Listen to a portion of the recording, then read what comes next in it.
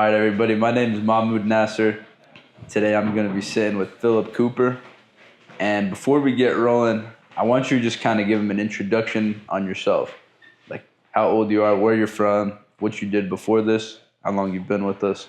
Kind of let them know who Paperboy Phil is. Cool. Yeah, so I'm Philip.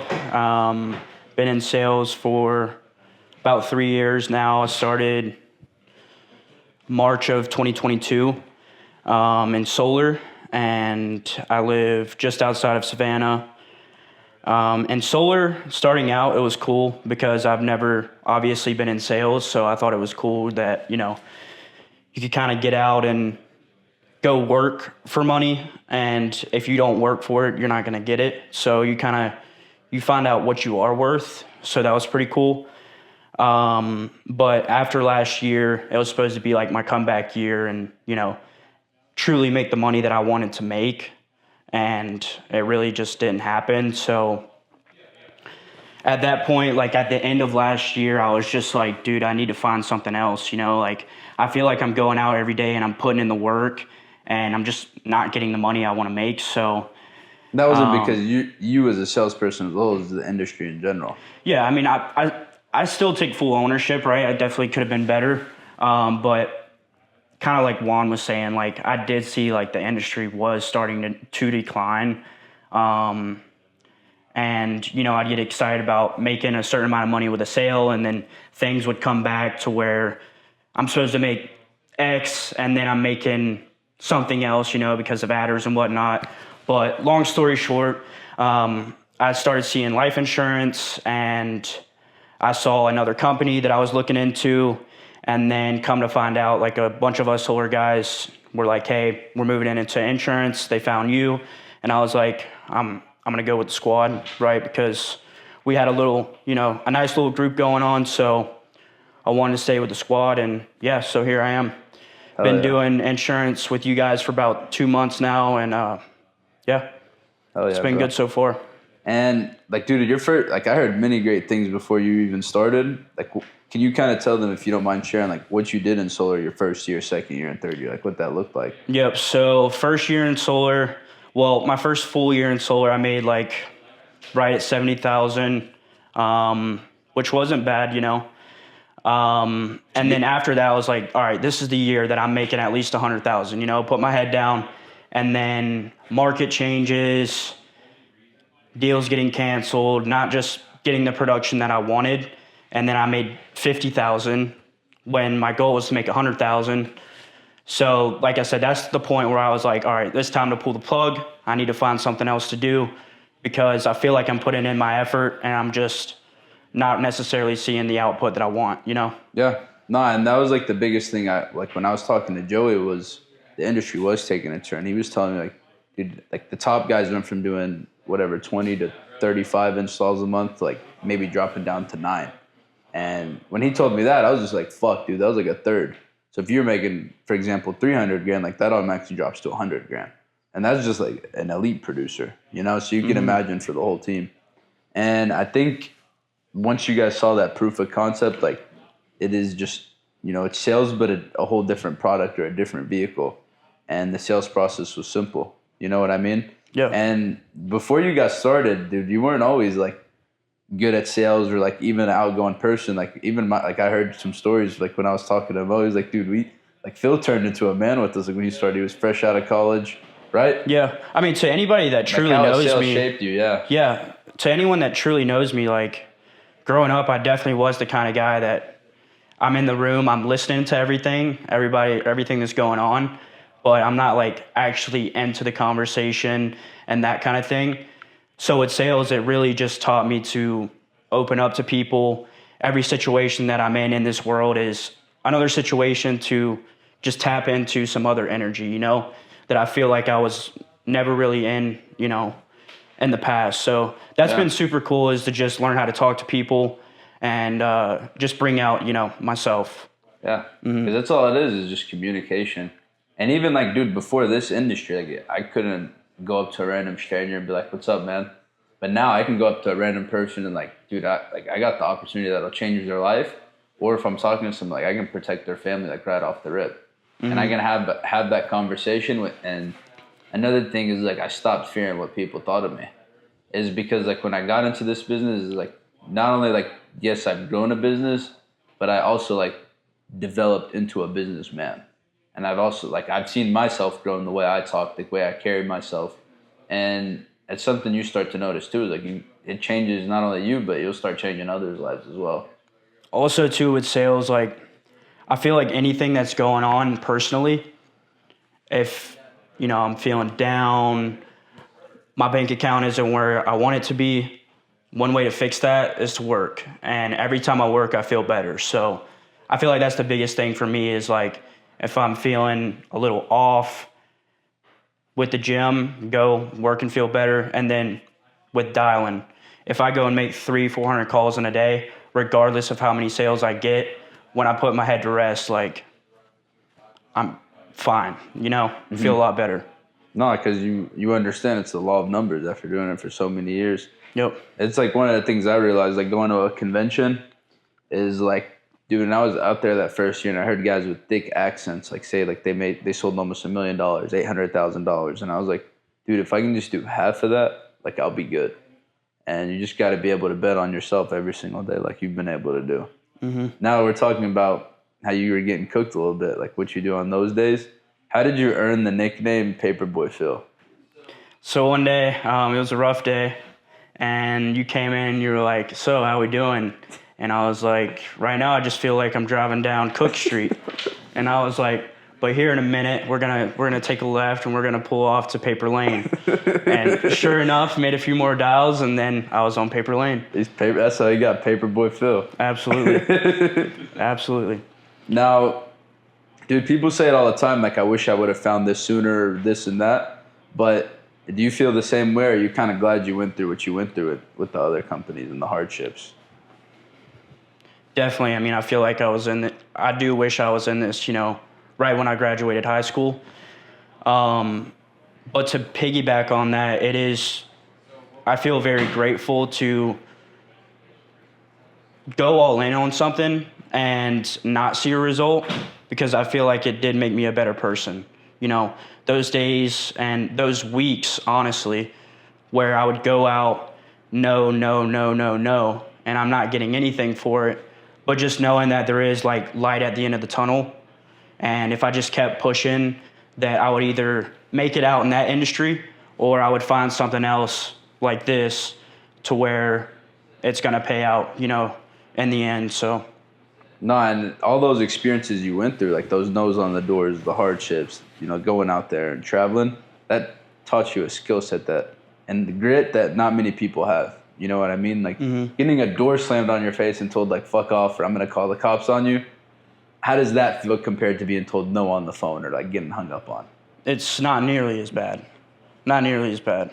You can either like be mad about it or you can laugh about it because like you're good. You just call the next person. Exactly. Yeah. And not even that. Also just like those summer days where the heat wave one time, it was over 100 degrees, knocking 10 hours in that day. Like people were closing the door. It's too hot out here. Just closing the door on you, Yeah. So just being in AC and literally all I'm doing is sitting down and making calls. You were looking like one in them heat waves, huh? I was. No, but the coolest thing too is like with this, I feel like with any sales job, when you first start out, the first month or two, you may see money, but I feel like in most sales jobs, I don't really know. But if I had to make an assumption, you're not going to see like hundreds of dollars or, thousands. Luckily for me, my first week or my first month that I started, I saw like $4,000. That was enough for me. That's nothing crazy, but first month, just seeing actual deposited money in a sales job was huge for me. No, absolutely. And another thing I want to mention is like I'm not writing checks to Philip Cooper. The Blueprint's not writing you checks. Like you're getting paid from the insurance companies directly. Mm-hmm. So like what you put in is what you get paid out of. So there's no middleman or like no installer or third party that has to come in and do this. It's like you submit the app, you call a client, Yep. You help the client, you submit it with the company, that company pays you. Yeah. It's like it doesn't get more simple than that. Exactly. Yeah. it's not only, the script is a script. You read the script and you help the person out. And just like you said, all you do is just fill out the application. You're not having to follow up with this person. You're not having to keep a relationship. Not that I don't want to talk to the people, but you're not having to keep them, on the line for a couple months, right? You make the sale and then you get paid for it. So that's super cool. Yeah. I just love how simple this job is. I wouldn't say it's easy, but I've learned that it is very simple. You just sit on your butt, make calls, help people out, and make money. Yeah, because a lot of people try to complicate it where we tell them all the time, like, it's not, I say it all the time, like, it's not rocket science. It's not hard. It's not easy, but it's simple. Like, you simply just have to call this many people. We simply just have to call this many people, like, $300 to $500 plus dollars, present 6 to 8 times, like, you will close 1 or 2 deals. And, like, I tell people confidently all the time, like, our top reps are closing 2 to 3 deals a day. Newer reps will close 1 a day, 1 every other day. One of my favorite memories is when you were at your first lock-in after the convention, and you were just sitting there on the bed dialing, and you just smacked the deal. You remember what you said exactly? Yeah, it was just like, I remember hanging up the phone, and I was like, wow, I'm laying in bed right now, and I just made money. He said, something, yeah. Yeah, you're like, I'm never knocking on another door. Yeah, never knocking on another door. So that was pretty crazy, pretty eye-opening. I was literally laying in bed and made a sale, so. Hell yeah. What's one thing you're looking forward to most this year? Mostly this year is to just be able to keep my head down every single day, because in all reality with this job, like, every hour of the day is an opportunity. So as long as I dedicate myself, I know that I will definitely hit my goal that I've been wanting to hit, which is at least 100,000. And I think that I'm definitely capable of a lot more this year. Yeah. But I'm very confident that that goal is going to be reached this year. No, I think you'll hit 200 minimum. And another big thing before we wrap this up is, how has it been working with leads? Because you've always been in sales where you didn't have any type of lead, right? Mm-hmm. That was a foreign concept. Yep. How has it been working with paid leads with people that have some type of interest in your product or service compared to, no type of interest in trying to flip it? No, yeah, it's been awesome, because obviously coming from cold door knocking, with these people, they are filling out a form to where they're like, hey, I want insurance. And I just feel like with the paid leads, people are a lot more receptive. For me personally, when I found out that, hey, you're going to be spending money on leads, I was like, that's a crazy concept.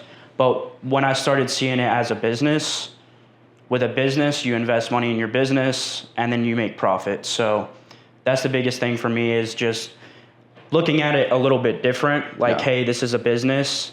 If I feed it, then I will make profit. So yeah, because I've always had that business mindset, and like, I understood, like, dude, to run any type of business out there, whether it's a restaurant or a store, you're gonna have to pay for your inventory. You're gonna have to pay overhead. You're gonna have to pay employees. You're gonna have to pay all this different insurances, laws, whatever. And that's to run that business simply before you even see a profit. Yeah. Here, obviously, like you see, we'll provide you with leads, get you some money, get you believed in the system. And once we feel comfortable with you ready to buy leads, then so be it. You're ready to buy leads. But it's one of the very few things, it's like, that's literally your only business expense here, other than your state licenses. And the more leads you have, look at it as like more inventory, like you said. There's a saying, like, your lead flow is your cash flow. And that's like the most truest thing ever, because like the first night at the convention, this is how I knew we were all going to be locked in. Like, I looked at Mo, I was like, man, your boys, my boys, like, they're all our boys now. Like, these guys are solid. Yeah. Is like, dude, I had a lead call me at like 1 a.m. that day. Like, a call in, and like, you guys were like, what the hell? Like, dude, they're just calling you for insurance at 1 a.m. I'm like, yeah, they fill these requests out all day and night. Yeah. And it was like a foreign concept, but you guys saw me go through that at night, and you guys were like, what the actual shit? Like, someone called you for insurance. How mind-boggling was that? It was crazy. Yeah. It just kind of ties into what I was saying. Like, every waking hour is an opportunity here. Straight up. Like, yesterday, dude, Taylor was like, I've never seen you dial the phones, man. I was like, all right, just for your next phone call that calls me, like, I'm going to pick up and close them. Yeah. Picked it up, closed it right in front of me. He's like, what the hell? I was like, dude, he's like, you're sitting here laughing and being calm with them and this. I was like, dude, because like once you do it so many times, it becomes second nature. Straight up. Yeah. Well, what's one thing you want to say to anyone that's out there listening right now, that's still, out there knocking doors in the heat, having to travel, that are looking just like you? They want to clear, 100K plus a year, and they're stuck. They don't know where to go. What do you have to say to them? Yeah. I feel like for anyone really, like, if your cup is feeling like it's not full, previously with solar, I did have belief in it, but at times it was questionable. For me, when I first started out, I had a little bit of belief, but just like 2 weeks ago, I hopped on a phone with this guy that had just buried his son, and he was like, it was super hard to pay for it, and then he was like, my daughter really stepped up to the plate, and that just made me get like very full belief in what I'm doing. Is I'm setting people up for when that day comes. It's hard enough. When that day comes, at least they don't have to worry about forking out a crazy amount of money that, chances are that they probably don't even have. All right. And also, too, kind of ties into leads is the guy was like, I was just talking to my sister or somebody. He was like, I was just talking to my sister about insurance 30 minutes ago before you called. So it's just pretty cool. But back to, like, anyone, like, if you feel like you're stuck with, like, a 9 to 5, you're going to work 5 days a week and then you're just seeing the same paycheck every single month. With this, the coolest thing is, like, you eat what you kill. So if you want more money, just put more hours in, pretty much. What Parker tell you? Just dial. Just dial. Just dial. Awesome, bro. And if they want to get in contact with you, what's your phone number, Instagram? How can they reach Paperboy Phil? So my number is 912-658-3928. And then my Instagram is _Philip Cooper, 1 L, not two L's. But yeah, you could shoot me a DM or shoot me a text, and then we could hop on a call, kind of chat about what's going on here. Teach you how to get on paper lane. Absolutely. Peace. You gotta add that into there, bro.